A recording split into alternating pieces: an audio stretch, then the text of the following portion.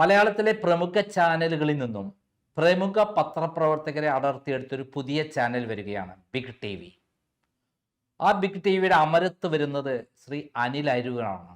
അദ്ദേഹം നേരത്തെ flowers channel, അതേപോലെ 24 ചാനൽ, അതേപോലെ മഴവിൽ മനോരമ, മനോരമ ചാനൽ, ഏഷ്യാനെറ്റ് പ്ലസ്, അതേപോലെ തന്നെ റിപ്പോർട്ടർ ചാനൽ തുടങ്ങി CTV വരെ പ്രവർത്തിച്ച ശേഷമാണ് ഇപ്പോൾ പുതിയ ചാനലുമായി രംഗത്ത് വരുന്നത്. ഹൈദരാബാദ് കേന്ദ്രീകരിച്ച് പ്രവർത്തിക്കുന്ന ഈ ചാനലിൻ്റെ കേരളത്തിൻ്റെ മാനേജിംഗ് ഡയറക്ടറാണ് ശ്രീ അനിൽ അരൂർ. നമസ്കാരം. നമസ്കാരം. അതായത് കേരളത്തിൽ വലിയ വിപ്ലവം സൃഷ്ടിക്കാൻ പോകുന്ന, വലിയ മാറ്റങ്ങൾ ഉണ്ടാക്കാൻ പോകുന്ന, വലിയ കോളിളക്കം ഉണ്ടാക്കാൻ പോകുന്ന ഒരു പുതിയ ചാനൽ വരുന്നു. അതിൻ്റെ മാനേജിംഗ് ഡയറക്ടറാണ് താങ്കൾ എന്നാണ് ഇതുവരെയുള്ള എൻ്റെ അറിവ്. സത്യത്തിൽ താങ്കൾ ആരാണ്? ഞാൻ കഴിഞ്ഞ ഒരു 30 വർഷമായിട്ട് മീഡിയ ഫീൽഡിൽ പ്രവർത്തിച്ചു വരുന്ന ആളാണ്. എൻ്റെ പോസ്റ്റ് ഗ്രാജുവേഷൻ കഴിഞ്ഞ് ബോംബെയില് അവിടെ ഒരു അഡ്വർടൈസിംഗ് കമ്പനിയിൽ സ്റ്റാർട്ട് ചെയ്തു. പിന്നെ ഞാൻ അതുവഴി ഏഷ്യാനെറ്റിൽ, രാജീവിലെത്തി, ഏഷ്യാനെറ്റിലെത്തി, ഏഷ്യാനെറ്റ് പ്ലസ് തുടങ്ങി. പിന്നെ കുറച്ചു കാലം ജീവൻ TVയിലുണ്ടായിരുന്നു. അതിനുശേഷം മഴവിൽ മനോരമയിൽ വന്നു. പിന്നെ ഫ്ലവേഴ്സ് തുടങ്ങി, 24, റിപ്പോർട്ടർ, ഇപ്പൊ ബിഗ് TV. ഇതാണ് എൻ്റെ ഒരു യാത്ര. വീട് പത്തനംതിട്ട അയിരൂരാണ് സ്ഥലം. അയിരൂർ, റാന്നിക്ക് അടുത്തുള്ള സ്ഥലം അയിരൂരാണ്. പഠിച്ചതും വളർന്നതും അവിടെ തന്നെ? ആഴ്ച തന്നെയാണ്. അത് കഴിഞ്ഞിട്ട് പിന്നെ ഫിലിം ആൻഡ് ടെലിവിഷൻ പ്രൊഡക്ഷനിൽ സെന്റ് സേവിയേഴ്സ് കോളേജിൽ നിന്ന് ഞാൻ പോസ്റ്റ് ഗ്രാജുവേഷൻ ഡിപ്ലോമ എടുത്തു. അതിനുശേഷം ഞാൻ ഈ ഫീൽഡിലേക്ക് വന്നു. കുടുംബം? ഭാര്യ ദേവി T വിജയൻ, പോസ്റ്റൽ ഡിപ്പാർട്ട്മെന്റിലാണ്, ASP ആണ് കൊച്ചിയില്. 2 മക്കള്, രേവതി ഇപ്പം BDCN കോഴ്സ് കഴിഞ്ഞ് നിൽക്കുന്നു. ഇളയാള് Lakshmi management course Saint Xavier's ബോംബെയിൽ പഠിക്കുന്നു. അതായത് താങ്കൾ ബിഗ് TVയിലേക്ക് വരുന്നതിന് മുമ്പ് തന്നെ പല ചാനലുകളിലും വലിയ മാറ്റങ്ങൾ ഉണ്ടാക്കിയ ഒരാളാണ്, പല അത്ഭുതങ്ങൾ സൃഷ്ടിച്ച ഒരാളാണ് എന്നുള്ള പ്രചരണമാണ് ഇപ്പോൾ നിലവിൽ വന്നിട്ടുള്ളത്. അതിൽ ഏറ്റവും പ്രധാനം 24 ചാനലിൽ അവരുടെ ഫ്ലവേഴ്സ് TVയുടെ നേതൃത്വം താങ്കൾക്കായിരുന്നു. 625ഓളം തൊഴിലാളി, അവിടെയുള്ള ആളുകളെല്ലാം കൂട്ടിയുണർത്തി വർക്ക് ചെയ്ത ഒരാളായിരുന്നു എന്നുള്ളതാണ് ആദ്യത്തെ ഒരു വിവരം പുറത്ത്. എന്താണ് അവിടെ ഉണ്ടായിട്ടുള്ളത്? അല്ല, ഈ ഫീൽഡിൽ ഞാൻ ഉള്ളതുകൊണ്ട് ആ ഫീൽഡിലെ എല്ലാ നമ്മുടെ നാട്ടിൽ നടക്കുന്നതും ഇന്ത്യയിൽ നടക്കുന്നതും ലോകത്ത് നടക്കുന്നതും ഡെവലപ്മെന്റ്സ് ഫോളോ ചെയ്യാറുണ്ട്. അതിനെക്കുറിച്ച് അത്യാവശ്യം റിസർച്ച് ചെയ്യാറുണ്ട്, പഠിക്കാൻ ശ്രമിക്കാറുണ്ട്, അപ്ഡേറ്റ് ചെയ്യാറുണ്ട്. അങ്ങനെ ശ്രീകണ്ഠ സാറിനൊപ്പം ഫ്ലവേഴ്സ് തുടങ്ങുന്ന സമയത്ത് അങ്ങനെ ഒരു ഓപ്പർച്യൂണിറ്റി കിട്ടി. സാറിൻ്റെ അടുത്ത് ഇതൊക്കെ എപ്പോഴും കമ്മ്യൂണിക്കേറ്റ് ചെയ്യാറുണ്ടായിരുന്നു. അപ്പോൾ സാർ സ്വാതന്ത്ര്യം തന്നിരുന്നു. ആ സ്വാതന്ത്ര്യത്തിലാണ് ഒരു കാഴ്ചപ്പാടിൽ 24 ഇംപ്ലിമെന്റ് ചെയ്യാൻ പറ്റിയത്. അങ്ങനെയാണ് 24 ഒരു മാറ്റം ഉണ്ടാക്കാൻ പറ്റിയത്. പൊതുവെ ന്യൂസ് ഫീൽഡ് ഞാൻ പണ്ടുകാലം മുതലേ ഫോളോ അപ്പ് ചെയ്തുകൊണ്ടിരുന്നതാണ് എൻ്റെ ടേണിനൊപ്പം തന്നെ. അപ്പൊ എനിക്കതൊരു അപരിചിതമായ ഒരു മേഖലയല്ലായിരുന്നു. അവിടെ നിന്ന് പിന്നെ റിപ്പോർട്ടറിലേക്ക് പോകാൻ കാരണം എന്താണ്? റിപ്പോർട്ടറില് സാറിനൊപ്പം ഏകദേശം 25 വർഷമായിട്ട് ഞാൻ വർക്ക് ചെയ്യായിരുന്നു. ചെറിയൊരു അഭിപ്രായ വ്യത്യാസം ഉണ്ടായി. സ്വാഭാവികമായിട്ടും മനുഷ്യരുണ്ടാകുന്ന ചെറിയ തെറ്റിദ്ധാരണ എനിക്ക് തോന്നുന്നു. അപ്പോ മാറണം തോന്നി മാറി. ആ സമയത്ത് റിപ്പോർട്ടർ റിവാമ്പ് ചെയ്യാനായിട്ടുള്ള ഒരു ഓഫർ വന്നു. ഞാൻ അവിടേക്ക് ജോയിൻ ചെയ്തു.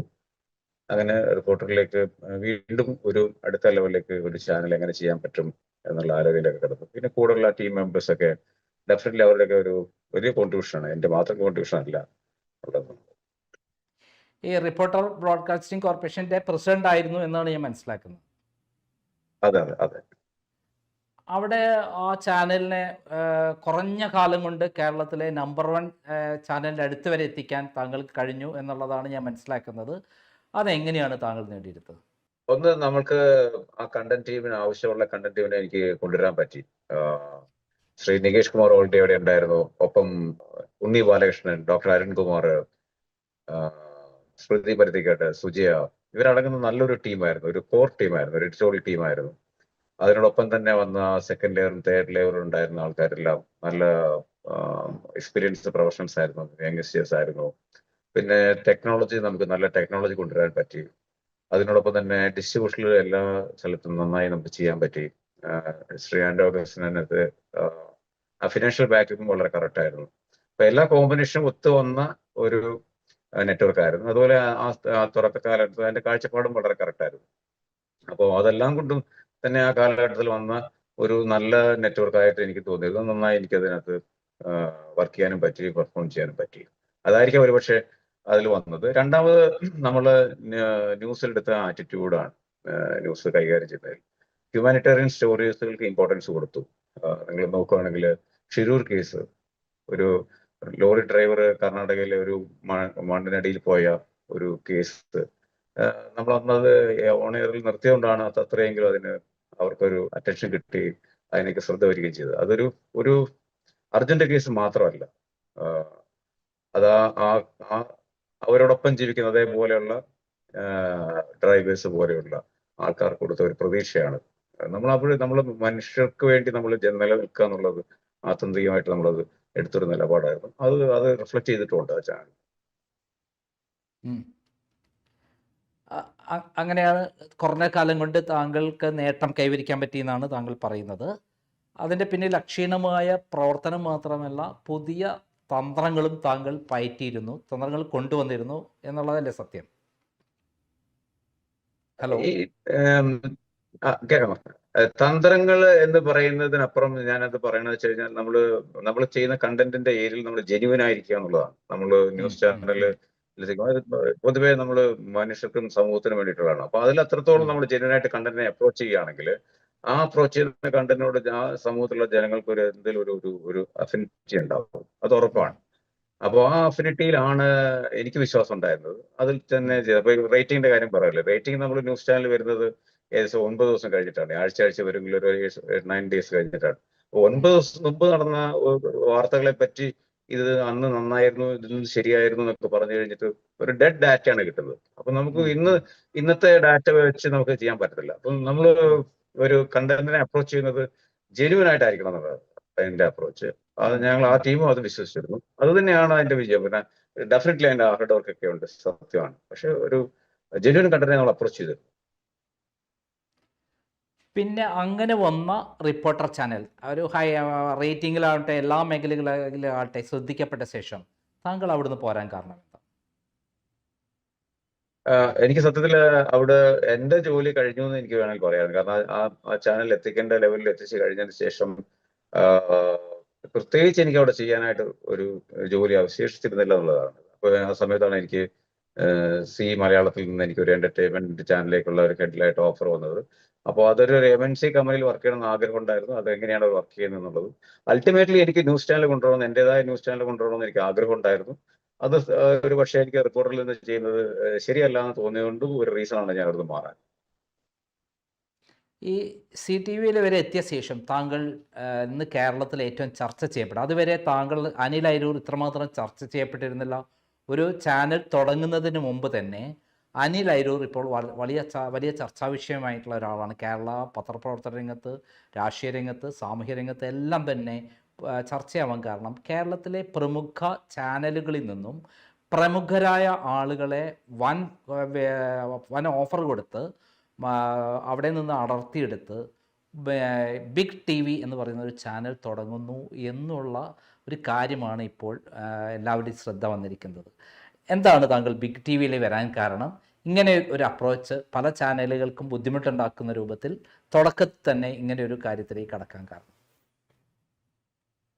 നല്ല ചോദ്യമാണ് ശ്രീകാന്ത് ചോദിച്ചത്. എനിക്കത് എവിടെയെങ്കിലും അത് പറയണമെന്നുണ്ടായിരുന്നു. കാരണം എന്താണെന്ന് വെച്ച് കഴിഞ്ഞാൽ ഇന്ത്യൻ ടെലിവിഷൻ, സാറ്റലൈറ്റ് ടെലിവിഷൻ ചരിത്രത്തിൽ ഒരു മാറ്റം ഉണ്ടാക്കിയത് ശ്രീ ശശികുമാറാണ്. ഒരു പുതിയ സാറ്റലൈറ്റ് ചാനൽ ഏഷ്യാനെറ്റ് ഉണ്ടാക്കിയത്. തൊട്ടുപുറകെ CTV വന്നു. ആക്ച്വലി ഏഷ്യാനെറ്റ് തന്നെയാണ് മുന്നിലെന്ന് പറയാം.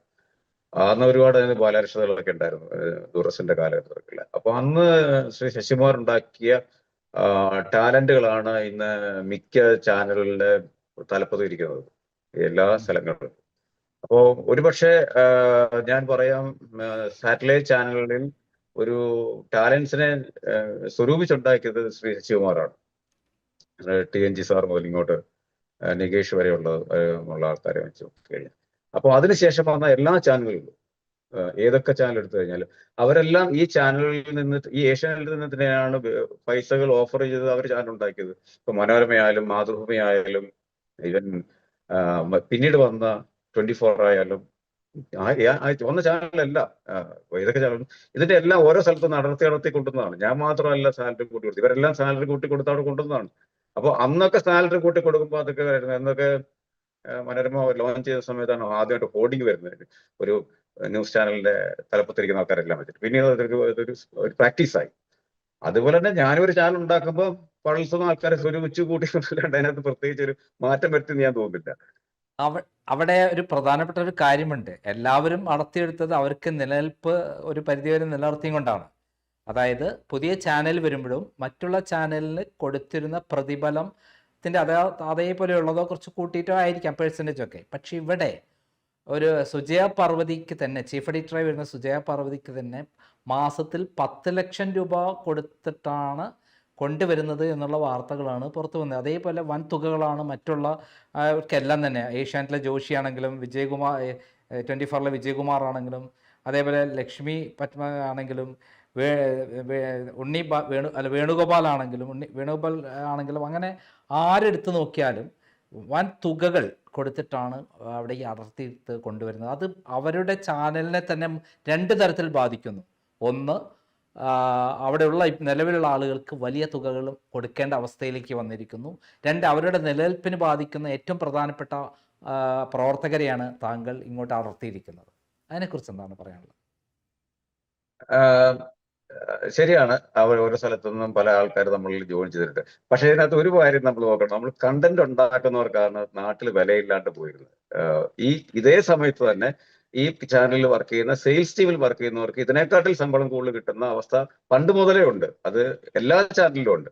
അത് നമ്മുടെ സോഷ്യൽ മീഡിയയിൽ ഒരിക്കലും ശ്രദ്ധ വയ്ക്കണം. അത് 25 ലക്ഷവും 30 ലക്ഷവും വാങ്ങിക്കുന്ന സെയിൽസിൽ വർക്ക് ചെയ്യുന്ന ആൾക്കാർ നമ്മുടെ കേരളത്തിലെ ചാനൽ വർക്ക് ചെയ്തിട്ടുണ്ട്. 5 ലക്ഷം രൂപ വാക്കുന്ന വർക്ക് ചെയ്യുന്നുണ്ട്, 10 ലക്ഷം രൂപ വാക്കുന്നുണ്ട്. പക്ഷെ ഇവിടെ വിലയില്ലാണ്ട് പോയത് കണ്ടന്റ് ഉണ്ടാക്കുന്നവർക്കായിരുന്നു. കാരണം അവർ സെയിൽസ് കൊണ്ടിരുന്നു, അവർ ചോദിക്കുന്ന പൈസ കൊടുക്കും, അല്ലെങ്കിൽ അവർ നിൽക്കത്തില്ല. അപ്പോൾ കണ്ടന്റുകാർക്ക് വിലയില്ലാണ്ട് പോയി. ഇത് കൊടുത്താൽ ഇവർ നിന്നോളും എന്നുള്ളത് കൊണ്ട് അത് കൊടുത്തു.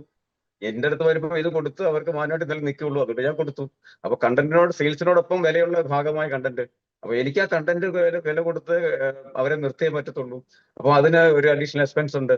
പക്ഷെ അതേപോലെ തന്നെ ഞാൻ ആർഭാടം കാണിക്കുന്നില്ല. ഞാൻ എന്റെ ഒരു ബാലൻസ് ഷീറ്റ് ഞാൻ വളരെ സൂക്ഷ്മമായിട്ടാണ് ഞാൻ ചെയ്യുന്നത്. അപ്പൊ കണ്ടന്റ് ടീമിന് നല്ല ജോലി ചെയ്യുന്ന കണ്ടന്റ് ടീമിന് പൈസ കൊടുക്കുന്നത് എന്താ ഒരു കുഴപ്പം? അപ്പൊ പണ്ട് സെയിൽസ് കൊടുക്കുന്നത് ഇപ്പൊ കണ്ടന്റ് കൊടുക്കണം, അത്രല്ലേ മാറ്റമുള്ളൂ. പക്ഷെ അത് ഇന്നലെ വരെ അല്ലെങ്കിൽ ഇന്ന് വരെ പല ചാനലുകളിലും അവരുടെ ലിമിറ്റും കഴിഞ്ഞ് അതിൻ്റെ എത്രയോ ഇരട്ടിയാണ് ഇപ്പോൾ ബിഗ് ടി വി കൊടുക്കുന്നത്.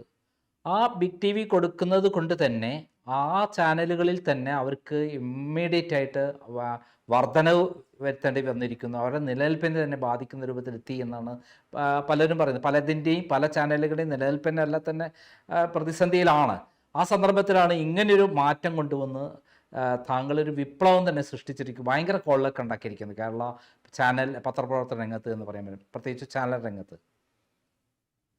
ഞാൻ അത് വീണ്ടും പറയുന്നു, ഞാൻ വളരെ സന്തോഷമുള്ള ആളാണ് പത്രപ്രവർത്തകർക്ക് സാലറി കൂടുതൽ കിട്ടി എന്ന് പറയുന്നത്. നേരത്തെ ഈ മാനേജ്മെന്റുകളൊന്നും കൊടുക്കാത്ത സാലറി ഇപ്പൊ കൊടുത്തിട്ടുണ്ട്. അതിന് ഞാനൊരു കാരണമായെങ്കിൽ ഞാൻ സന്തോഷമാണ്. കാരണം പാവപ്പെട്ട പത്രപ്രവർത്തകർ കൂടി കിട്ടിക്കോട്ടെ. ഞാനൊരു സ്ഥാപനം ഉണ്ടാക്കുമ്പോൾ ഞാൻ പലതൊന്നും എടുത്തു. ഇന്ന് ഞാൻ കാരണം 7 സ്ഥാപനങ്ങളിൽ സാലറി കൂടിയിട്ടുണ്ട്. 7 സ്ഥാനങ്ങളിൽ പുതിയ പുതിയ ആൾക്കാർ ജോയിൻ ചെയ്തിട്ടുണ്ട്. ആ ടാലന്റ് വളരും, അവർ വളർന്നോട്ടെ. നമുക്ക് കൊടുക്കാൻ പറ്റാത്ത സാലറി ആരും കൊടുക്കൂലല്ലോ, ഇല്ലേ? നമ്മളൊരു സ്ഥാപനത്തിലേക്ക് ഒരാൾ ഇറങ്ങിപ്പോയി, എനിക്ക് വേറെ ആളെ കൊണ്ടുവരാൻ പറ്റില്ല, അത് എന്റെ സാമ്പത്തിക അവസ്ഥ പറ്റില്ലെങ്കിൽ ഞാൻ എടുക്കത്തില്ല, അത്രയല്ലേ ഉള്ളൂ. എന്തിനാണ് ഇവർ ഇപ്പൊ സാലറി കൂട്ടിയത്? അപ്പൊ ഫണ്ട് കൂട്ടാൻ പറ്റുന്ന സാലറി ഇപ്പൊ കൂട്ടി, അല്ലേ? അപ്പൊ കൂട്ടാവുന്നതായിരുന്നു. അപ്പൊ ഇത് കൊടുത്താൽ മതി, ഇതിനങ്ങ് നിന്നോളും എന്ന് കരുതി. ഇപ്പൊ നിൽക്കത്തില്ല. അപ്പൊ ഒരു സന്തുലിതാവസ്ഥ വന്നു. ഇതൊക്കെ ഇവിടെ നടക്കേണ്ടതാണ്. എങ്ങനെയാണ് നമുക്ക്, ശരി ഞാൻ ഒരാൾക്ക് സാലറി കൂട്ടി കൊടുത്തു, അപ്പൊ വേറൊരാളെ കൊണ്ടുവരാൻ അവർക്ക് പറ്റില്ല, അവർക്ക് ശേഷിയില്ല എങ്കിൽ കൂട്ടി കൊടുക്കത്തില്ല. പക്ഷെ ശേഷി ഉള്ളതുകൊണ്ടാണല്ലോ കൂട്ടി കൊടുക്കട്ടെ. അപ്പൊ ഇത് വീതിച്ചു പോട്ടെ. ഒരു സോഷ്യൽ ഒരു ഒരു ഏകീകരണം, ഒരു കുറച്ചുകൂടെ വിപുലമായിട്ട് നമ്മള് സ്ക്രീനിൽ നമ്മള് വലിയ സോഷ്യലിസം പറയുകയും അതിന്റെ ബാക്കിൽ നമ്മള് ക്യാപിറ്റലിസം പറയേണ്ട ആവശ്യമില്ലല്ലോ. ഇത് കുറച്ചുകൂടെ നമ്മൾ ട്രാൻസ്പെറന്റ് ആവാതെ എനിക്ക് സന്തോഷമുള്ളൂ. അതായത് താങ്കളെ ഇപ്പോൾ എല്ലാവർക്കും അറിയാം കൃത്യമായിട്ട്. അനിൽ അരൂരാണ് ഇവരുടെ രക്ഷകനായി വന്നിരിക്കുന്നത്. ഒരു സമരം നടത്തേണ്ടി വന്നില്ല, യുദ്ധം ചെയ്യേണ്ടി വന്നില്ല. പക്ഷേ ബിഗ് ടി വി വരുന്നതുകൊണ്ട്, ബിഗ് ടി വി കൊടുത്തതുകൊണ്ട് ഒറ്റയടിക്ക് ഇവർക്കെല്ലാം സാലറി കൂട്ടി കൊടുത്തു എന്നതാണ് പ്രധാനം. അതിലുപരിയായിട്ട് എൻ്റെ ഒരു പക്ഷെ അതിലൊരു പ്രധാനപ്പെട്ട ഒരു കാര്യം പറഞ്ഞോളൂ. കണ്ടുണ്ട്, ഒരു കാര്യം കണ്ടെന്ന് ഞാൻ ഈ സാലറി കൂടി നമ്മൾ കേബിൾ ടി വി നെറ്റ്വർക്ക്സ് ഇവിടെയുണ്ട്. അവരും ഇതേപോലെ ഇൻഡസ്ട്രിയിൽ കഴിഞ്ഞുകൂടി പോകുന്ന ആൾക്കാരാണ്. അവരും അതേപോലെ പല സമയങ്ങളിൽ കൂട്ടി ചോദിച്ചിട്ടുണ്ട്. ഇവർ ആ സ്ഥലത്ത് ആ വലിയ ഓഫറുകൾ കൊടുത്ത് ചാനൽ ലാൻഡിംഗ് ഒക്കെ വാങ്ങിച്ചിട്ടുണ്ട്. ഒരുപാട് പൈസ സ്പെൻഡ് ഉണ്ട്. അതൊന്നും ആരും അറിയുന്നില്ല. വലിയ വലിയ പൈസകൾക്ക് വാങ്ങിച്ചു കൊടുത്തു നോക്കും. അപ്പൊ ഈ പൈസ വാങ്ങിച്ച് ഇതിന് വേറെ എക്സ്പെൻസ് ആണ്. ഇത് വന്നുകൂടിയ ഈ മീഡിയ, ടെലിവിഷൻ മീഡിയ ഇൻഡസ്ട്രിയിൽ വന്നുകൂടിയ വേറെ എക്സ്പെൻസ് ആണ്. അപ്പൊ അവിടൊക്കെ എക്സ്പെൻസ് വന്നിട്ടുണ്ട്. ഇതൊന്നും സാലറിനെ ബാധിച്ചിട്ടില്ല. ഒരു ലാൻഡിംഗ് പേജ് ഉണ്ടെങ്കിലേ ചാനല് നന്നാവുള്ളൂ എന്ന് പൈസ എടുത്ത് എറിഞ്ഞിട്ട് കൊടുക്കുന്നതും സ്വന്തം സ്ഥാപനത്തില് സാലറി കൂട്ടി കൊടുക്കാണ്ട് ആ സ്ഥാപനത്തിലെ സ്റ്റാഫ് അവിടെ വർക്ക് ചെയ്യുന്ന തമ്മിൽ വലിയ വ്യത്യാസമുണ്ട്. ഒരു ചാനൽ തുടങ്ങുമ്പോൾ, പ്രത്യേകിച്ച് പുതിയ ചാനൽ ഇത്തരത്തിൽ തുടങ്ങുമ്പോൾ ഏറ്റവും ചുരുങ്ങിയ 2 വർഷത്തെ ഫണ്ട് കൊടുക്കാൻ കയ്യിലുണ്ടായിട്ടേ അത്തരം ചാനൽ തുടങ്ങാൻ പറ്റുള്ളൂ എന്നൊക്കെയാണ് ആ രംഗത്തുള്ള ആളുകൾ പറയുന്നത്, എക്സ്പീരിയൻസ് ഉണ്ട്. ഇത്രയും വലിയ ഫണ്ട് എവിടെ നിന്നാണ് ബിഗ് ടി വിക്ക് ഉള്ളത്? ആരാണ് പിൻബലം? ഒന്നാമത്തെ ഈ ചാനൽ തുടങ്ങാൻ വലിയ പൈസ വേണം എന്നുള്ളൊരു തെറ്റിദ്ധാരണയാണ്. അങ്ങനെ ഇപ്പോഴത്തെ ഡിജിറ്റൽ കാലത്തൊന്നും അത് വലിയ പൈസ ഉണ്ടാവും. ഇന്ന് മറ്റേ നമ്മുടെ DSNG അപ്ലിംഗ് സ്റ്റേഷൻ നമുക്ക് ആവശ്യമില്ല. നമുക്ക് ഡാറ്റ ബാൻഡ്വിഡ്ത്ത് സ്ട്രീം ചെയ്ത് നമുക്ക് ലൈവ് ചെയ്യാൻ പറ്റും. ഓരോ കോസ്റ്റും കുറഞ്ഞിട്ടുണ്ട്. പക്ഷെ എന്നാലും ഒരു കോസ്റ്റ് ഉണ്ട്. വളരെ അഫോർഡബിൾ. ഏത് ബിസിനസ് തുടങ്ങിയാലും ഒരു കോസ്റ്റ് ഉണ്ടല്ലോ. അതിനൊരു ഇൻവെസ്റ്റർ വരണം. ആ ഇൻവെസ്റ്റർക്ക് നമ്മൾ പൈസ തിരിച്ചു കൊടുക്കണം. നമ്മുടെ മാർക്കറ്റിൽ ആ പൈസ ഇവിടെ ഉണ്ട്. അതിൽ നന്നായിട്ട് സെയിൽ ചെയ്യണം. സെയിൽ ചെയ്യുന്നത് എങ്ങനെയാന്ന് വെച്ച് കഴിഞ്ഞാൽ ക്ലയൻസിന് അതനുസരിച്ച് എക്സ്പോഷർ കൊടുക്കണം. അപ്പോൾ ക്ലയൻസ് കൂടുതൽ പ്രൊഡക്ട്സ് വിൽക്കാൻ പറ്റും. ഇതൊക്കെ ഞങ്ങൾ അനുഭവിച്ച് ചെയ്തിട്ടുള്ള കാര്യങ്ങളാണ്. എൻ്റെ കൂടെയുള്ള സെയിൽസ് ടീം വളരെ എക്സ്പീരിയൻസ്ഡ്, അവർ അത്രയും കഠിനാധ്വാനം ചെയ്യുന്ന ആൾക്കാരാണ്. കഠിനാധ്വാനം എന്ന് വെച്ച് കഴിഞ്ഞാൽ അവരവരുടെ ക്ലയൻസിന് വേണ്ടിയിട്ടുള്ള നമ്മുടെ മീഡിയയിൽ കൂടി അവർക്ക് എങ്ങനെ എക്സ്പോഷർ കിട്ടാമെന്നുള്ളത് അവരുടെ ഇന്നോവേഷൻസ് കാണിച്ചു കൊടുക്കും. അപ്പോൾ അവരുടെ സെയിൽസ് മാറിയിട്ടുണ്ട്. അപ്പോൾ അതനുസരിച്ച് വരുമാനം വരും. ഇതൊക്കെ നമ്മൾ ഇവിടെ ഒരു എക്കോസിസ്റ്റം ഉണ്ട്. പക്ഷെ ഞാൻ അതിനകത്ത് പറഞ്ഞു വെച്ചാൽ എല്ലാ നെറ്റ്വർക്കിലെ സെയിൽസ് ടീം നന്നായാൽ ഇവിടെ ഇങ്ങനെ ഒരു പ്രശ്നമില്ല. സെയിൽസ് ടീം നന്നാവണം. സെയിൽസിനെ കൊണ്ട് പണിയെടുപ്പിക്കണം. പണിയെടുപ്പിച്ച് കഴിഞ്ഞാൽ ഈ പ്രശ്നം മാറും. ഇതിൽ നിന്ന് വലിയ വരുമാനം, ലാഭം ഉണ്ടാക്കുന്ന വലിയ ബിസിനസ് ഒന്നും അല്ലല്ലോ പത്രപ്രവർത്തനവും ഇവിടുത്തെ അങ്ങനത്തെ മീഡിയകളും. അങ്ങനൊന്നും അല്ല. ഇവിടെ വലിയ കോമ്പറ്റീഷൻ, മൾട്ടിനാഷണൽ കോമ്പറ്റീഷൻ ഒക്കെ ഉണ്ട്. അപ്പോൾ അതിന് നമുക്ക് ചെയ്യാൻ പറ്റുന്നതിന് ഒരു മാന്യമായ ജോലി ചെയ്ത് മാന്യമായ ശമ്പളം കിട്ടുന്ന രീതിയിൽ നമുക്ക് ഇവിടെ നിർത്താൻ പറ്റും. അത് ഞാൻ പിന്നെ പണ്ട് പറഞ്ഞില്ലേ, ഇവിടെ നമ്മളുടെ ഇതിനെക്കാട്ടിൽ അപ്പുറത്തെ പല ഡൊമൈൻസിൽ ഇതിനെക്കാട്ടിൽ ഒരുപാട് ശമ്പളം എക്സ്പെൻസ് ഉള്ള ഡൊമൈൻസ് നമ്മുടെ കൂടെ FMCG ഇല്ലേ, നാട്ടിലില്ലേ. അവിടെയൊക്കെ ഉണ്ട്. പക്ഷെ ഒരു എക്കോസിസ്റ്റം നിലനിൽക്കണമെന്നുണ്ടെങ്കിൽ നമ്മൾ 360 ആംഗിളിൽ എന്തൊക്കെ എക്സ്പെൻസ് വരുന്നു, അവിടെ എന്തൊക്കെ ചെയ്യാൻ പറ്റുമെന്നുള്ളതിനെ പറ്റി നമുക്കൊരു ധാരണ വേണം. ആ ധാരണ അതിനകത്ത് നമുക്കൊരു എക്സ്പീരിയൻസ് ഉണ്ട്, നമുക്ക് ടാലന്റ് ഉണ്ടെങ്കിൽ അത് അവിടെ നിലനിൽക്കും. ഇപ്പൊ എന്റെ നെറ്റ്വർക്ക് അല്ല, ഏത് നെറ്റ്വർക്ക് നിലനിൽക്കും. അതായത് സാറ്റലൈറ്റ് ചാനൽ തുടങ്ങണമെങ്കിൽ കേരളത്തിൽ മാത്രമല്ല, ഇന്ത്യയിലെ വിവിധ തലസ്ഥാനങ്ങളിലും അടക്കം, വിവിധ സ്ഥലങ്ങളിലടക്കം ഓഫീസ് വേണം, വാഹനം വേണം, പ്രവർത്തകർ വേണം, അതിനുള്ള സംവിധാനങ്ങൾ വേണം. അതിന് ഏറ്റവും പുതിയ ടെക്നോളജി ഉപയോഗിക്കണം. അതെല്ലാം തന്നെ കോടിക്കണക്കിന് രൂപയുടെ ഇൻവെസ്റ്റ്മെൻ്റ് ആണ്. മാത്രമല്ല 2 വർഷത്തേക്ക് വരുമാനം വേറെ വന്നില്ലെങ്കിൽ, ലാഭമില്ലെങ്കിലും സ്ഥിരമായി സാലറി കൊടുക്കാനുള്ള സംവിധാനങ്ങളും ഏറ്റവും ചെലവിനും പൈസ വേണം. അതൊരു കോടിക്കണക്കിന് രൂപ തന്നെയല്ലേ അതിന് എക്സ്പെൻസ് വരുന്നത്. ശരിയാണ് ശ്രീ നന്ദകുമാർ പറഞ്ഞത്. 2 വർഷത്തെ പൈസ കൂട്ടി വെച്ചിട്ട് തുടങ്ങേണ്ട ബിസിനസ് അല്ലേ ഇത്. കാരണം ഈ പരിപാടി നമുക്ക് മര്യാദയ്ക്ക് ചെയ്യാൻ അറിയാമെന്നുണ്ടെങ്കിൽ വരുമാനം വന്നുകൊണ്ടിരിക്കും. അതിനകത്ത് ഏറ്റക്കുറച്ചിലുണ്ടാവും. അത് മാനേജ് ചെയ്ത് പോയാൽ മതി. അല്ലാണ്ട് അതിനകത്ത് ഇത് 2 വർഷം ഒരു പരസ്യം ഇല്ലാണ്ട് നമ്മൾ നിലനിർത്തുക, അങ്ങനെയുള്ള ഒരു പരസ്യം അതിന് ആവശ്യമാണ്. ആവശ്യമുള്ള പരസ്യങ്ങൾ വന്നുകൊണ്ടേയിരിക്കും. ക്ലയൻസുകൾ ഓൾറെഡി കേരളത്തിലുള്ളതാണ്. 68,000 കോടിയുടെ FMCG ബിസിനസ് നടക്കുന്ന കേരളത്തില് നമ്മളെ സാറ്റലൈറ്റ് ചാനലിന്, ന്യൂസ് ചാനലിന്റെ നമ്മളുടെ വരുമാനം എല്ലാം കൂടെ നോക്കിക്കഴിഞ്ഞാൽ ഒരു 300-350 കോടിയുള്ളൂ. ഇവിടുത്തെ മെയിൻ എന്റർടൈൻമെന്റ് ചാനലിന്റെ വരുമാനം തന്നെ 350 കോടിയാണ്. അപ്പൊ നമ്മളെ എവിടെയാണ് കേരളത്തിൽ വരുമാനം നിൽക്കുന്നത് നിങ്ങൾ ആലോചിച്ച് നോക്കും. താങ്കൾ അത്രയും പുതിയൊരു ചാനലാണ് കേരളത്തെ സംബന്ധിച്ചിടത്തോളം. താങ്കൾ ഇത്രയും ആത്മവിശ്വാസത്തിലാണുള്ളത്? അല്ല, ആത്മവിശ്വാസം എന്നല്ല, നമുക്ക് അറിയാവുന്ന ഞാൻ പറഞ്ഞില്ല, എന്റെ 30 വർഷത്തെ മീഡിയ എക്സ്പീരിയൻസ്. ഞാൻ ടെലിവിഷൻ മീഡിയയിൽ മാത്രമേ വർക്ക് ചെയ്തിട്ടുള്ളൂ. എനിക്ക് ആ മീഡിയയിൽ നടക്കുന്ന സംഭവങ്ങളുടെ വളർച്ചയും തളർച്ചയും ഞാൻ കണ്ടുകൊണ്ടിരിക്കുകയാണ്. അപ്പോൾ നമുക്ക് ചെയ്യാൻ പറ്റാവുന്ന ആത്മവിശ്വാസമുള്ള ഏരിയയിൽ മാത്രം ചെയ്താൽ മതില്ല. അറിയാത്ത പണി ചെയ്യേണ്ടല്ലോ. അറിയാത്ത പണി ചെയ്തിട്ട് നമുക്ക് ഫീലർ ഉണ്ടാവില്ല. അപ്പൊ എനിക്ക് അതുകൊണ്ടാണ് ഞാനിത് പറഞ്ഞത്. ഈ ഫീൽഡിലെ എല്ലാ സാധ്യതകളും കുറവുകളും മനസ്സിലാക്കിയിട്ടാണ് അതനുസരിച്ചുള്ള ആൾക്കാരെ ഞാൻ കോർഡിനേറ്റ് ചെയ്ത് കൊണ്ടുവന്നത്. ഇതിലെ പ്രഗത്ഭരായ ആളുകളെയാണ് വളർത്തിയെടുത്ത് കൊണ്ടുവന്നത് എന്നുള്ളത് യാതൊരു സംശയമില്ല. താങ്കൾ എത്രമാത്രം ഇതിന്റെ ചീഫ് എഡിറ്ററായിട്ട് പ്രവർത്തിക്കുന്ന സുജയ് പാർവതി, താങ്കൾ എത്രമാത്രം അവരിൽ പ്രതീക്ഷ അർപ്പിക്കുന്നു?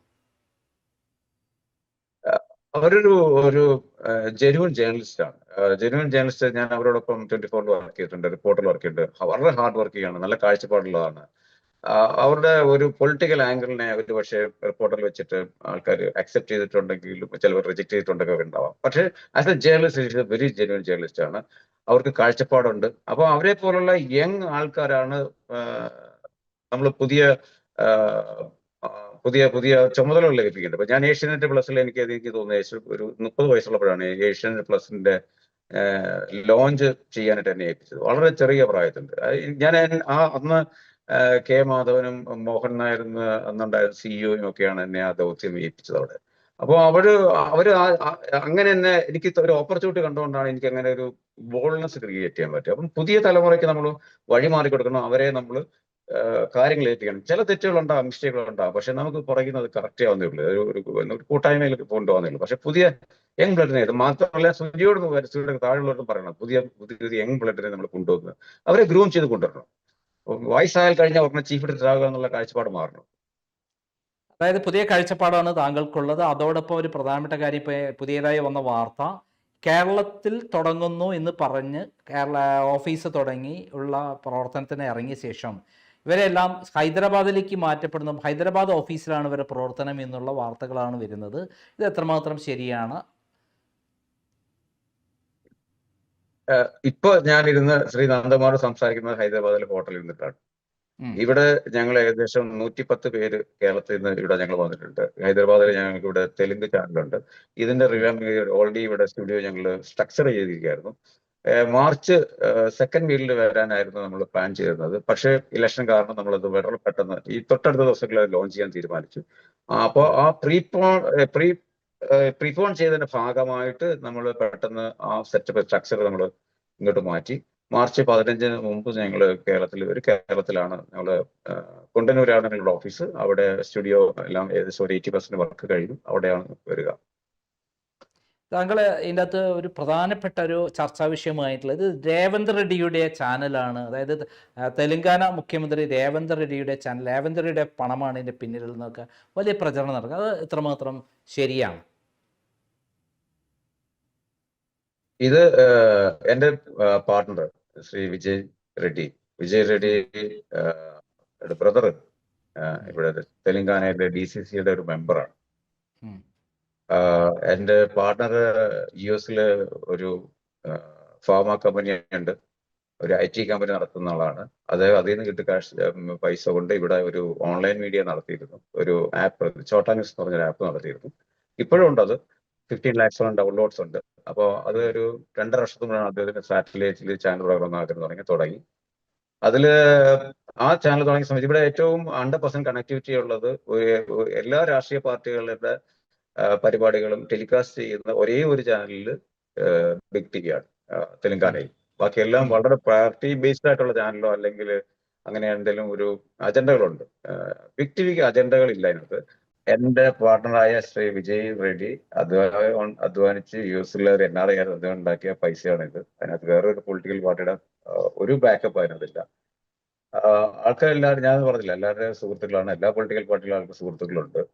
അതല്ലാണ്ട് വേറെ ഒന്നുമില്ല. അത് ആൾക്കാർ ഇങ്ങനെ പറയുന്നുണ്ട് അതായത്, കാരണം ഒരു പറയാനുള്ള റീസൺ അദ്ദേഹത്തിന്റെ ബ്രദർ DCCയിലെ ഒരു മെമ്പറാണ് എന്നുള്ളത് ശരിയാണ്, അതുകൊണ്ട്. പക്ഷെ ഇത് ഞാനത് പറഞ്ഞില്ല, കേരളത്തിലെ ഈ ചാനൽ വരുമ്പോൾ ആ ചാനലിന്റെ എഡിറ്റോറിയൽ പോളിസി ജനങ്ങൾ കാണുമ്പോൾ അത് മനസ്സിലാവും. നമ്മളത് ഒരു പൊളിറ്റിക്കൽ പാർട്ടിയുടെ ബാക്കപ്പിനോ ഒരു പൊളിറ്റിക്കൽ പാർട്ടിയുടെ പ്രൊട്ടക്ഷനോ അല്ലെങ്കിൽ ഒരു പൊളിറ്റിക്കൽ പാർട്ടിയുടെ വിച്ച് ഹണ്ട് ചെയ്യാനോ ഉള്ള, അത് പൊളിറ്റിക്കൽ അല്ല, ഇനി പേഴ്സണാലിറ്റീസ് വിച്ച് ഹണ്ട് ചെയ്യാനുള്ള ഒരു മീഡിയ അല്ല നമ്മൾ ബിൽഡ് ചെയ്യണത്.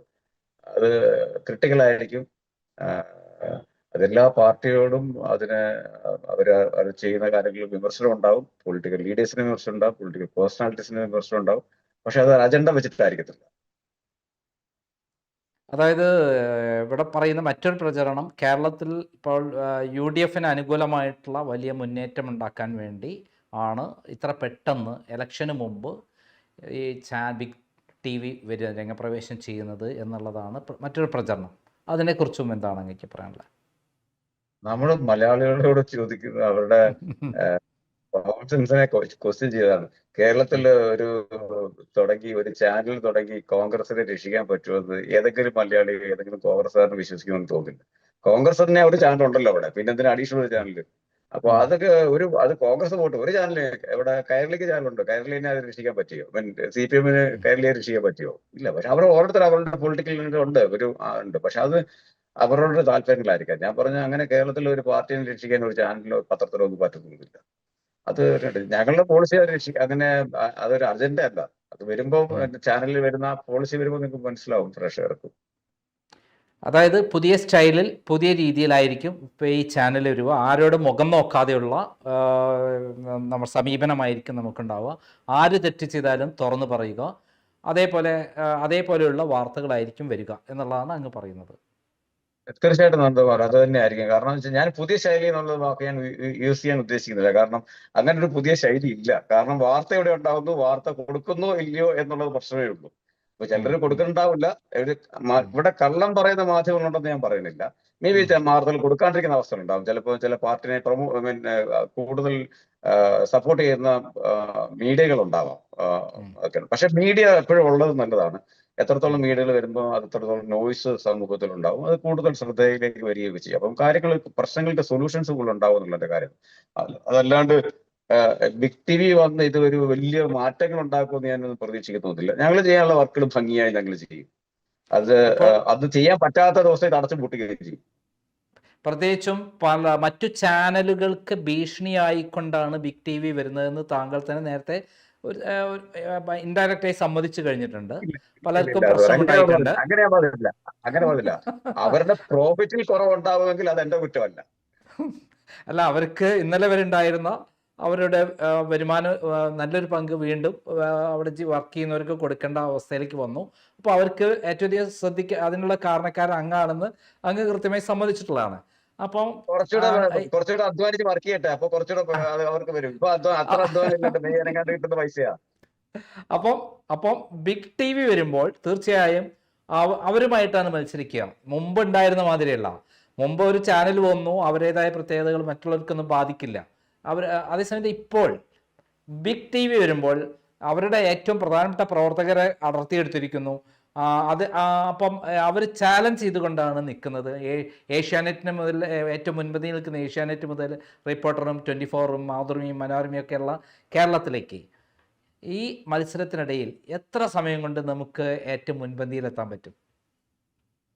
ഇതിൽ മുൻപന്തിയിൽ ഒരു വാർത്ത ചാനൽ ചെയ്ത് ഞാനത് ഒന്നുകൂടെ ഞാൻ പറഞ്ഞു, റേറ്റിംഗ് നമ്മളുടെ ഒരു പോപ്പുലാരിറ്റി മാനദണ്ഡമല്ല. അതൊരു കൊമേഴ്സ്യൽ സെയിലിന് വേണ്ടി ഉപയോഗിക്കുന്ന ഒരു കറൻസിയാണ്. അപ്പോൾ അൺഫോർച്ചുനേറ്റ്ലി അത് പറഞ്ഞ് അതിന്റെ റേറ്റിംഗ് മാനദണ്ഡങ്ങൾ പറഞ്ഞ് അത് നമ്മൾ ഒരു പോപ്പുലാരിറ്റി മാനദണ്ഡമാക്കി മാറ്റി. അത് നമ്മൾ അത് ശരിക്കും ഒരു മിസ്റ്റേക്ക് സംഭവിച്ചെന്ന് ഞാൻ പറയാം. അപ്പൊ റേറ്റിംഗ് നമ്മളല്ല, ന്യൂസ് വെച്ചിട്ട് ഒന്നാമതെത്തോ രണ്ടാമതെത്തോ എന്ന് എനിക്ക് പറയാൻ പറ്റില്ല, അല്ലെ മൂന്നാമതെത്തോ നാലാമതെത്തോ. പക്ഷെ ഒരു വൃത്തിയുള്ള ഇപ്പൊ നമ്മളുടെ സമൂഹത്തിന് ആവശ്യമുള്ള ഒരു ന്യൂസ് ചാനൽ കൊടുക്കാൻ പറ്റും, അത് നിലനിർത്തിക്കൊണ്ട് പോകാനും പറ്റും. അതായത് താങ്കൾ തന്നെ പറഞ്ഞിട്ടുണ്ട്, റിപ്പോർട്ടർ ചാനൽ ഒരു കൊല്ലം കൊണ്ടാണ് അത് കുതിച്ചു കയറ്റം ഉണ്ടാക്കിയത്, ഏകദേശം 2ാം സ്ഥാനത്ത് വരെ എത്തിച്ചത് എന്ന് പറയുന്നുണ്ട്. അതിൻ്റെതായ രീതിയിൽ മാർഗങ്ങൾ ഉപയോഗിച്ചിട്ടുണ്ട്. വാർത്തയിൽ സത്യസന്ധത ഉപയോഗിച്ചിട്ടുണ്ടെങ്കിലും പല മാർഗങ്ങൾ ഉപയോഗിച്ചിട്ടുണ്ടെന്ന് തന്നെയാണ് താങ്കൾ ഇൻഡയറക്റ്റായി സൂചിപ്പിച്ചിട്ടുള്ളത്. ഇവിടെ അങ്ങനെ ഒരു സമീപനം തന്നെ ആയിരിക്കുമോ? മാർഗങ്ങൾ ഇതിന് സമീപിച്ചാൽ ഞങ്ങൾക്ക് നമ്മളുടെ റിപ്പോർട്ടർ TVയിലെ നാഷണൽ അഡ്വർടൈസ്മെന്റ് കിട്ടിയത് ഏകദേശം 1 വർഷം കഴിഞ്ഞിട്ടാണ്. പ്രസിഡന്റ് ഓർമ്മ ശരിയാണെങ്കിൽ. ബാക്കി എല്ലാം കേരളത്തിലെ ക്ലയൻസിനെ കൊണ്ടിട്ടാണ് അത് നിലനിന്ന് പോകുന്നത്. Day 1 മുതൽ അതിനകത്ത് പരസ്യം ഉണ്ടായിരുന്നു. നമ്മളപ്പോ എവിടെയാണ് റേറ്റിംഗിന്റെ മാനദണ്ഡം? എവിടെയാണ് Day 1 മുതൽ പരസ്യം വരണമെന്നുണ്ടെങ്കിൽ ആ മാസവും നല്ല പരസ്യം ചെയ്തിരുന്നു. നമ്മൾ ലോഞ്ച് ചെയ്ത മാസം നല്ല പരസ്യം ചെയ്തിരുന്നു. വെറുതെ ഒരു ക്ലയന്റ് പരസ്യം നമ്മൾ ചെയ്യില്ല, അവർക്ക് അതിന്റെ എക്സ്പോഷർ കിട്ടിയെങ്കിലേ ചെയ്യത്തുള്ളൂ. അതിനുള്ള അത്രേ ഉള്ളൂ, അതിനകത്ത് സ്ട്രാറ്റജി അത്രേ ഉള്ളൂ. നമ്മൾ ഇതെല്ലാം പത്രത്തിലാണെങ്കിലും ഫ്രണ്ട് പേജ് ജാക്കറ്റും അകത്തും ബാക്കിലും ഒക്കെ പരസ്യം കൊടുക്കുന്നില്ലേ? നമ്മൾ ഒരു നിലനിൽപ്പിന്റെ ഭാഗമല്ലേ, എല്ലാ ഇൻഡസ്ട്രിയുടെയും ഭാഗമല്ലേ, ഒരു വാണിജ്യം അതിന്റെ ഭാഗമല്ലേ, അത്രേ ഉള്ളൂ. ഇതിനും അത്രേ ഉള്ളൂ. ഞാൻ ഇപ്പോഴും പറഞ്ഞില്ലേ, ഞാൻ എന്താ പറയുക, ഇതിനകത്ത് ഈ ഇന്റർവ്യൂ ഒരിക്കൽ കൂടെ ഞാൻ പറയാൻ ആഗ്രഹിക്കുന്നത്, ഏത് മലയാളം ടെലിവിഷൻ നെറ്റ്വർക്കുകളിൽ നഷ്ടത്തിൽ ഉം, പോകുന്നുണ്ടെങ്കിൽ അതിന്റെ ഉം, ഉത്തരവാദിത്വം മാനേജ്മെന്റിന്റെ സെയിൽസ് ടീമിന്റെയും മാത്രം ഉത്തരവാദിത്വം, അത് കണ്ടന്റ് ടീമിന്റെ അല്ല. ഉം, ഉം, നിങ്ങൾക്ക് ഉം, അതിന്റെ പൊളിറ്റിക്കൽ അഫിലിയേഷനോട് ഒരു ചാനൽ വരികയാണെന്നുണ്ടെങ്കിൽ നിങ്ങളുടെ അജണ്ട വേറെയാണ്. ഉം, നിങ്ങൾക്ക് ഒരു ഉം, റിലീജിയസ് അജണ്ടയോട് വരികയാണെന്നുണ്ടെങ്കിൽ അത് അജണ്ട വേറെയാണ്. ഉം, അതിൽ ലിമിറ്റേഷൻസ് ഉണ്ട്. ഉം. അതല്ലാണ്ട് ഒരു ചാനൽ ഇവിടെ വന്നിട്ട് നിങ്ങൾ സഫർ ചെയ്യുന്ന ലോസ് പോകുന്നുണ്ടെങ്കിൽ ആ മാനേജ്മെന്റ് ആ സെയിൽസ് ടീമിനെ നന്നായി കൊണ്ടു നടക്കാൻ പറ്റാത്തതുകൊണ്ട് മാത്രമാണെന്നുള്ളതാണ് അതിന്റെ അർത്ഥം, വേറെ ഒന്നുമല്ല. താങ്കൾ നേരത്തെ പറഞ്ഞ ഇൻറ്റഗ്രിറ്റിയും ഇമ്പാർഷ്യലിറ്റിയും അതേപോലെ ഹ്യൂമൻ റൈറ്റ്സിന് പ്രാധാന്യം കൊടുത്തുള്ള വാർത്തകളാണ് റിപ്പോർട്ടർ ചാനലിലേക്ക് കടത്തിക്കൊണ്ടുവന്നത്. അതിൻ്റെ വിജയമാണെന്ന് പറഞ്ഞിട്ടുണ്ട്. അതേ ആട്ടെ. ഫോളോ അപ്പ് തന്നെയായിരിക്കും ഇവിടെയും. തീർച്ചയായിട്ടും അത് തന്നെയല്ലോ. ഞാൻ ഇപ്പോ റിപ്പോർട്ടർ ടി വി ഒരാളോ അല്ലെങ്കിൽ ഒരു 5 റിപ്പോർട്ടർ ടി വി വന്നാൽ തീരാത്ത മുതൽ പ്രശ്നങ്ങൾ നാട്ടിലും രാജ്യത്തും ഉണ്ട്. ഉം, അപ്പോ ഉം, നമ്മൾ അതിനൊരു വ്യക്തി ഒരു കൈത്താങ്കൂടെ എന്ന് പറയുന്നുള്ളൂ, അല്ലാണ്ട് അത് മറച്ചു വെച്ചിട്ടുള്ള സ്ട്രാറ്റജി ഒന്നും അല്ല. ഉം, ഉം. ഇത്രയധികം കൊട്ടിഘോഷിച്ച് വലിയ തോതിൽ സാലറി കൊടുത്ത് ഇങ്ങനെ വന്ന ഒരു സംഭവം ഏതെങ്കിലും തരത്തിൽ പരാജയപ്പെടുമെന്ന് താങ്കൾ മനസ്സുകൊണ്ട് എവിടെയെങ്കിലും ചിന്തിക്കുന്നുണ്ടോ? അതിനകത്ത് ഞാൻ നേരത്തെ പറഞ്ഞ ആഡ് ചെയ്യാം. കാരണം ഞാൻ ഞാനത് നമ്മുടെ ശ്രീധർ സാറ് ഏഷ്യാനിൽ വർക്ക് ചെയ്തപ്പോൾ സാർ എനിക്ക് അന്ന് മനോരമ ശ്രീധരൻ സാറിനെ ഹയർ ചെയ്യുമ്പോൾ, മഴവിൽ മനോരമയെ ഹയർ ചെയ്യുമ്പോൾ കൊടുത്തിട്ട് ഹയർ ചെയ്തു. ഉം, ഉം, മാത്രമല്ല അന്ന് അത് കൂടാണ്ട് ശ്രീധരൻ സാറിന് അന്ന് അവിടെ ഒരു സീരിയൽ ചെയ്യാനും സാറിന്റെ ഷോ ചെയ്യാനുള്ള പ്രൊജക്റ്റും കൊടുത്തിരുന്നു. അപ്പൊ ഉം, ഉം, ഇത്രയും വലിയ ഓഫർ ഉണ്ട്. ഒരുപക്ഷെ കേരളത്തിലെ ഉം, ഏറ്റവും വലിയ ഓഫർ കൊടുത്തിട്ടാണ് മനോരമ ശ്രീധരൻ നായരെ നമ്മൾ മഴവിൽ മനോരമയിലേക്ക് കൊണ്ടുവന്നത്. അന്ന് സോഷ്യൽ മീഡിയ ഒന്നും ഇത്ര ഇല്ലാത്ത കാരണം ആരും അത് അറിഞ്ഞില്ല. ഉം, ഉം, ഇന്ന് ഉം. സോഷ്യൽ മീഡിയ ഉള്ള കാരണം ആൾക്കാർ അറിയണമെന്നുള്ളൂ. അപ്പൊ 2010 അത്ര കൊടുക്കാൻ പറ്റുമെങ്കിൽ 2025 മീഡിയക്ക് എന്താകുക എന്നുള്ളത് താങ്കൾക്ക് തന്നെ ഊഹിച്ചറിയാവുന്ന കാര്യമാണ്. ഉം, ഉം, അപ്പം ഉം, ഇതൊരു ഞാൻ വീണ്ടും പറഞ്ഞു, നമ്മുടെ സ്റ്റാഫിന് പൈസ കൊടുക്കണമെങ്കിൽ അത് ഇത്ര രൂപ വേണം, നമുക്ക് ചെലവ് ഇത്രയാണ്. ബാക്കി ചെലവാക്കാൻ പറ്റാത്ത ചില ഒരുപാട് പൈസ നമ്മൾ പരസ്യത്തിന് കൊടുക്കുന്നുണ്ട്. ഞാൻ ഹോർഡിങ്സ് പൈസ കൊടുക്കുന്നു, ഡിസ്ട്രിബ്യൂഷൻ ഒരുപാട് പൈസ ആവശ്യം, ഒരുപാട് താങ്ങാൻ പറ്റാത്ത അതല്ലാത്ത ചിലർ ഒരുപാട് ചെയ്യുന്നുണ്ട്. ആർഭാടങ്ങൾ ഒരുപാട് ചെയ്യുന്നുണ്ട് ന്യൂസ് ചാനലിൽ. അപ്പൊ ഉം. അതൊക്കെ ഒന്ന് കുറച്ച് കഴിഞ്ഞാൽ ഇതൊക്കെ ബെറ്റർ ആക്കാവുന്നേ ഉള്ളൂ. അപ്പൊ എന്റെ ചാനലിലെ കുറവുകൾ മിനിമലൈസ്ഡ് ആണ്. പക്ഷെ കൊടുക്കേണ്ട നല്ല വർക്ക് ചെയ്യാൻ പിന്നെ കണ്ടന്റ് ടീമിന് ഞാൻ പൈസ കൊടുക്കുന്നതുകൊണ്ട് സത്യമാണ്. അത് ഞാൻ നിഷേധിക്കുന്നില്ല, അത് ആവശ്യമാണ്. ഈ ചാനലിന് ഇന്ത്യയിൽ എല്ലാ സ്ഥലത്തും നെറ്റ്വർക്ക് റെഡിയായി കഴിഞ്ഞു.